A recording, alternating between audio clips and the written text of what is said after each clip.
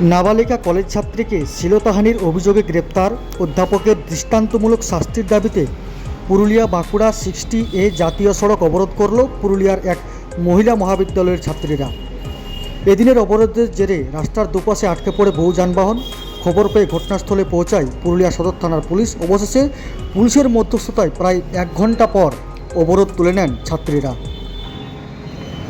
উল্লেখ্য, গত 5ই সেপ্টেম্বর পুরুলিয়ার এক মহিলা মহাবিদ্যালয়ের এক নাবালিকা ছাত্রীকে শ্লীলতাহানির অভিযোগে গ্রেপ্তার হয় ভূগোলের অধ্যাপক বিকাশ দত্ত। অভিযুক্তের বিরুদ্ধে পক্সো ধারায় মামলা রুজু করে পুরুলিয়া সদর মহিলা থানার পুলিশ। অভিযুক্তের জেল হেফাজতের নির্দেশ দেন পুরুলিয়া জেলা আদালতের বিচারক। এই ঘটনায় গ্রেপ্তার অভিযুক্তের দৃষ্টান্তমূলক শাস্তির দাবি এবং নারী নিরাপত্তার দাবিতে এদিন পুরুলিয়া বাঁকুড়া 60A জাতীয় সড়ক অবরোধ করল কলেজের ছাত্রীরা। অবশেষে পুলিশের মধ্যস্থতায় প্রায় ঘণ্টাখানেক পর অবরোধ তুলে নেন ছাত্রীরা। শুনুন কি বললেন অবরোধকারীরা। আমাদের অভিযোগটা হচ্ছে এই যে স্থানীয় কলেজে যে ঘটনাটা ঘটেছে, একজন জিওগ্রাফি ডিপার্টমেন্টের স্যার তিনি একজন ছাত্রীর উপরে, যে ছাত্রী তার কাছে টিউশন পড়তেন, সেই টিউশনের ঘটনা নাকি শ্লীলতাহানির কেস ঘটেছে। সেই ঘটনার পূর্ণাঙ্গ তদন্ত করে আমরা চাইছি যিনি দোষী তার কঠোর থেকে কঠোরতম শাস্তি হোক।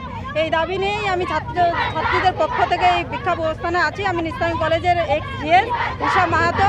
আমার দাবি এইটাই যে ছাত্রছাত্রীরা যেন সঠিক নিরাপত্তা পায়, কলেজে সেফভাবে আসতে পারে এবং টিউশনে যে টিচারদের কাছে পড়ে সেই টিচারদের কাছে যেন সুরক্ষিতভাবে টিউশন পড়তে পারে, সেই দাবি রেখেই আজকে আমরা ছাত্রীরা বিক্ষোভ ডেপুটেশন দিচ্ছি। গ্রেপ্তার হলেই তিনি গ্রেপ্তার হয়েছেন ঠিকই, কিন্তু দুদিন পরে আবার ছাড়া পেয়ে যাবেন কিনা সেটা তার গ্যারান্টি নেই।